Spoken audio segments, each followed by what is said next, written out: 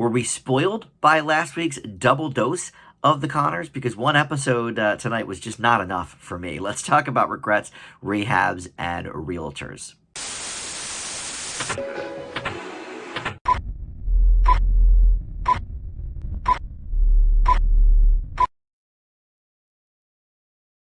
Hey everybody, Dan here. This is Dan Reviews It. Welcome to my Connors review for episode 17 now of season 3, called Regrets, Rehabs, and Realtors. If you are new to Dan Reviews It, welcome. Glad to have you aboard. Thank you for finding this video. Please consider liking or sharing the video, commenting below with your thoughts on the episode, or consider subscribing if you are not one of my regular subscribers. I'd love to have you aboard, as we're now over 700 subscribers on the channel, which is awesome. So let's dive right into this episode. Regrets, rehabs, and realtors. Couple of things we haven't really had for a while. Number one, everybody in the main cast was in this episode. We saw DJ for one of the very, very few times this entire season. We saw Mary, we saw Mark, Harris, the whole gang, and of course saw all the adult characters as well. No Katie Seagal or Emilio, some of the side characters, all right, but that's fine. But everybody that is in the opening credit sequence, they were here. So glad to see that, definitely. And it makes sense because Becky, if we'll remember from the last 2 episodes where she has discovered drinking again and has a potential serious problem and needs to go to rehab. So in the beginning of this episode, she is indeed leaving the house and heading on to rehab. So it makes sense that the whole family would be there, including DJ. Everybody, wanting to really support her in this endeavor. This is also the first episode in a while where all 3 of the title phrases have completely separate plot lines. I guess some of them dovetail a little bit. But Regrets is about Darlene and Ben. Rehabs, of course, about Becky, and Realtors about Dan, and a little bit with Darlene and Ben too, but more about Dan and selling the house potentially. So boy, I guess, I don't know. Let's just dive in with the Becky stuff. Sometimes I go in order that the title sequence is, but I think Rehab is probably the main part of this episode, the meat and potatoes of this episode. So I guess we'll start there, as it is what kicks the episode off. Like I said, she's going into rehab. And then while she's there, we find out that she's really having a rough go of it in group. She is sort of calling everybody out and saying, well, I'm not as bad as you, and da-da-da-da-da, I'm a fun drunk, this and that and the other thing. And then she comes back to the house. Dan and Jackie are in the kitchen talking about how quiet it is. Or maybe that was a different scene. Well, anyway, we'll get to that part too, because that was when Candace Bergen came in. Return guest star Candace Bergen. But anyway, Becky returns, and they're like, dude, what are you doing? And so they end up convincing her that this is the right thing to do. She needs to go back to rehab. Jackie tells the story of her father, who is Becky's grandfather. And of course, we, the audience, know this story pretty well from back in the Roseanne days. He was not only an alcoholic, but he was, cheating on the mom and beating the children and this and that. So she basically, through her own experience, showed Becky what her daughter, Beverly Rose, what Beverly Rose's life could be like growing up with an alcoholic parent. And really, Beverly Rose is kind of the key here to get Becky to go to rehab in the first place in the last episode, and then in this one, convincing her to go back, and this really is what she needs. And so we end the episode with group again, and her sort of joking around, saying, oh, well, statistically, 50% of us are going to fall off the wagon again, and sort of making a joke of it. And it's interesting. This family has always sort of found the humor in crisis, and that's where, Darlene certainly shines in those moments. It's where she gets her sense of humor. Roseanne did as well, the character. And it's sort of broached in the very first scene when Becky is talking to Darlene about it and sort of joking around. And Darlene's like, this is pretty serious, whatever. And, Becky says, look, this is how I cope. And so we see that throughout this episode in group. I'm the same way. I am a cool under pressure guy, but I like to joke around in tense moments, times of crisis. It helps me. Um, I hope it helps other people around me when I'm doing it. I hope it's not horrible, but I don't know. A lot of my family is like that. We'll just sort of joke around, just to sort of, you know, ease the tension a little bit. And I think Becky, was bringing that into group and wasn't very well received there.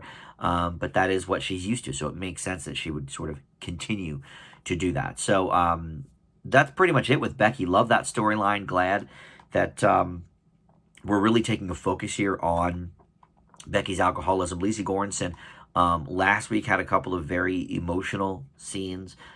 This week, a little bit. I think a lot of the stuff that maybe could have been very dramatic, they decided to go a more humorous way with. But she did have a pretty good emotional moment with Dan and Jackie when they were convincing her she needed to go back into rehab. So I like that storyline. I'm glad that that's going on. We may continue with that in subsequent episodes. I hope that we do.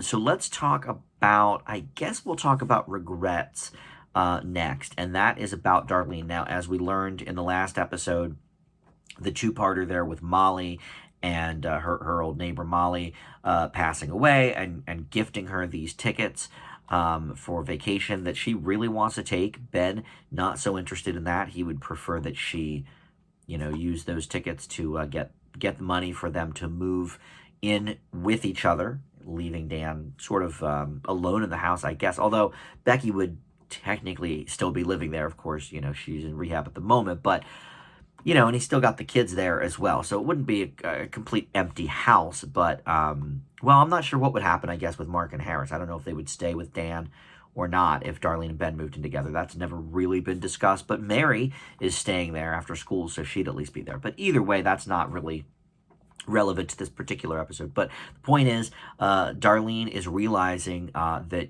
she's not really experienced a lot of life. She has not had a lot of fun. She continues to, like a lot of working class people, myself included, work your nose to the grindstone, and if you're lucky, you get to save up a few bucks and take some trips. I've been very fortunate that I've been able to take several big trips in the last few years, but it's not easy, that's for sure.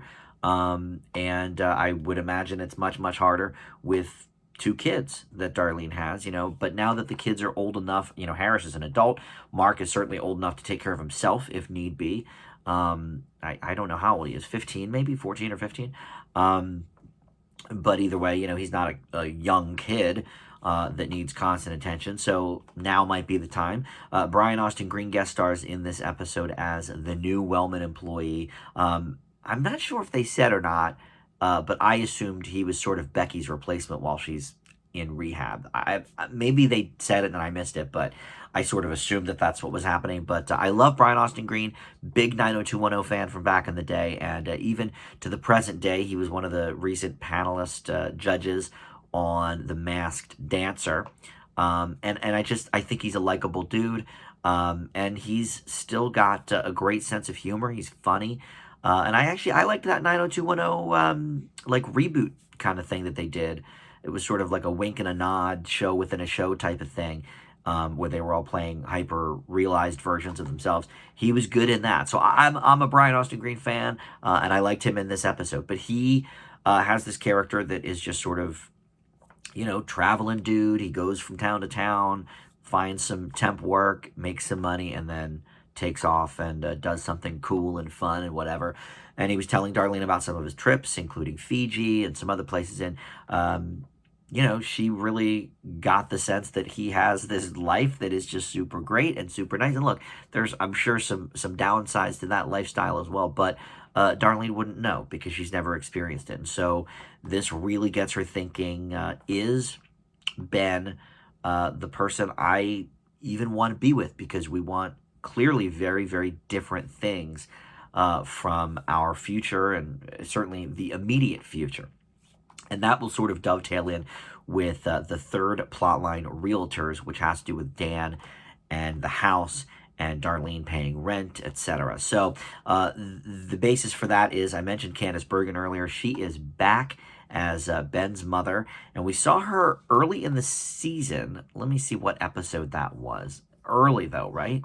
All right, well, I'm not sure. Episode 7. Okay, so back in the beginning of January, we saw the creation of the Barb character played by Candace Bergen. And I said this before when I talked about that episode. I love Candace Bergen. I really do. I really enjoyed Murphy Brown growing up.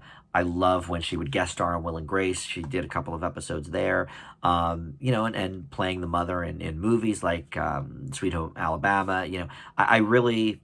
I like Candace Bergen, and she's still got a sharp sense of humor, and she's just a delight here. Now, she apparently is in town to stay. She's decided to move there to Lanford, or at least nearby, to be closer to Ben. So I'm very interested to see if she will now become a recurring character on the show. I would love that.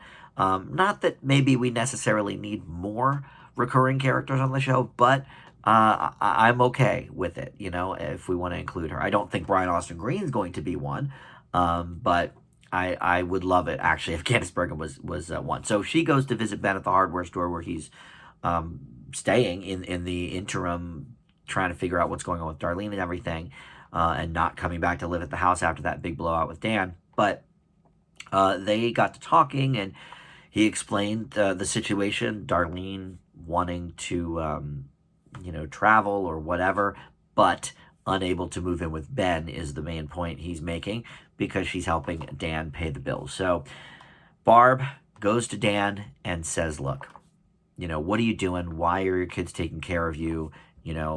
Basically shaming him, you should be ashamed of yourself type of thing, that you're doing this, and you're keeping Darlene and Ben from each other, and this and that.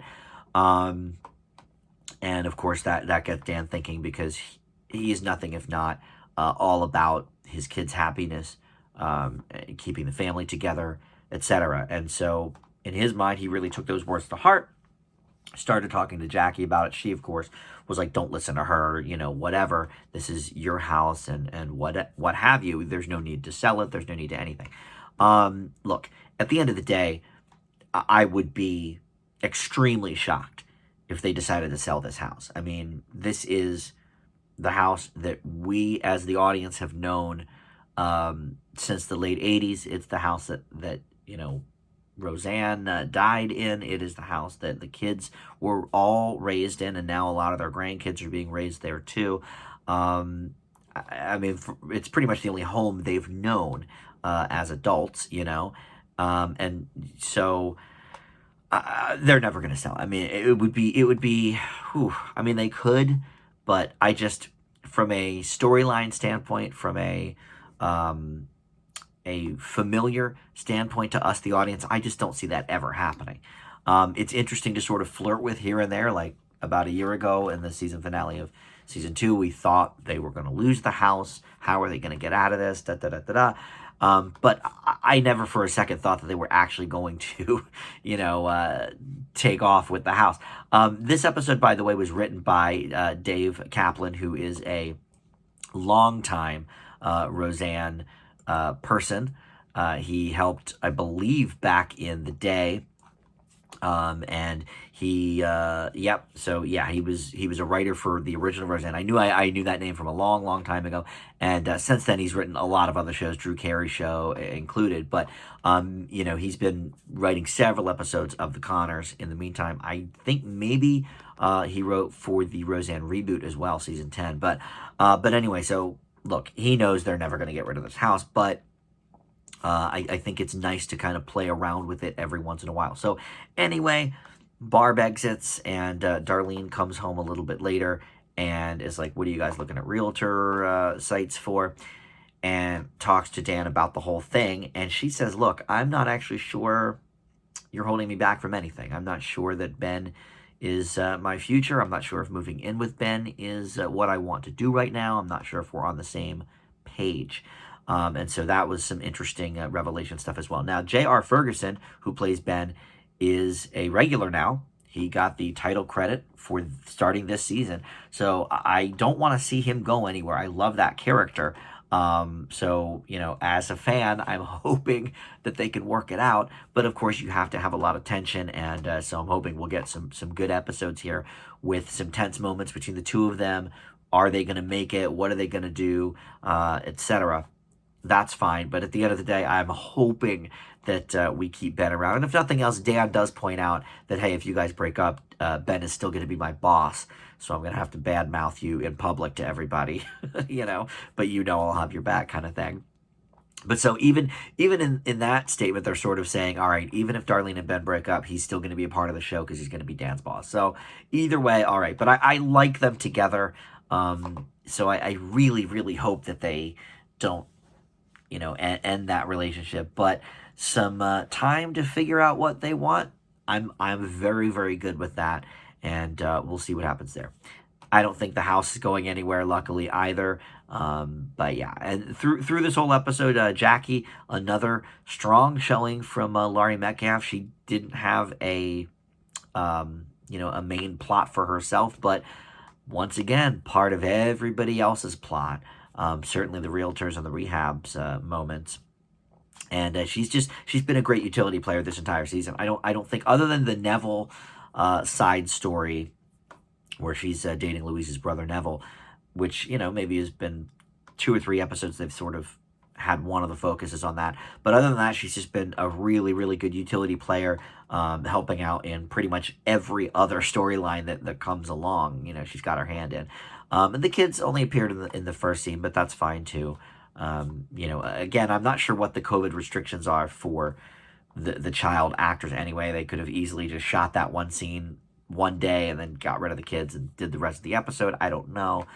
But I sort of sense that's kind of the case, since the kids have really been, especially Mary and Mark, because they're underage, they've been very, very sporadic this season. And I think I hope it's due to COVID, because I love seeing Mark. But in any event, I really like this episode. Like I said up top before the intro, I wanted more. I think we got a little spoiled last week, having a solid hour of brand new Connors episodes. I'm bummed that there's only 3 more for this season. I understand there's 20 total. This was episode 17, which means that we're going to have another, 4 to 5 months of no Connors and no new episodes. And I have to say, I'm a little bummed about it.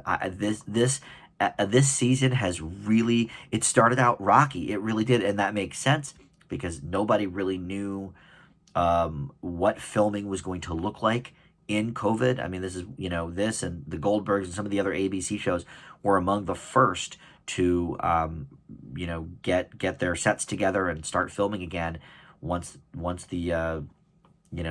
Hollywood started to open back up again, in, I guess, August or September or something. But this was among the first shows. And so I think it makes sense that the season started a bit rocky. They weren't sure how to incorporate COVID storylines in, which I think they've done okay with. The not wearing a mask thing in stores still bothers me, but whatever, it's fine. Brian Austin Green's character tonight said, oh, hey, I'm vaccinated. And then they both took their masks down. All right, well, that's not really what we're supposed to be doing, but that's fine. But anyway, because of that, I think this season had a very rocky start, which makes total sense. But these last 4 or 5 episodes, I mean, they have really just been on fire. And I just want more every single week. I do. So we got lucky last week with 2 new ones. But 3 new episodes left of this season, and then we're going to have to wait. There's been no word on whether or not the show has been renewed for a 4th season, but ABC hasn't really renewed anything yet. So still, that is all still up in the air, but there's no reason for them not to. It is one of their strongest performers in prime time, certainly on the comedy end of things. I think it's their number 1. So I'm sure as long as the talent wants to continue doing it, which I think they will, um, because why not? I mean, these episodes have been great lately. So, like last week, I'm going to leave Regrets, Rehabs, and Realtors with an A minus. Another really strong episode. Next week, we will have another new one. I don't know if 19 and 20 will air, weeks after, 1 week after the other, but in any case, we get next week another new episode, and I will be here with you to talk it over. And again, please comment below. Let me know what you think of tonight's episode. Did you like it as much as me? Were you a little more on the fence about it? Let me know what you think. Thanks so much for watching. We'll see you back here next time. Bye.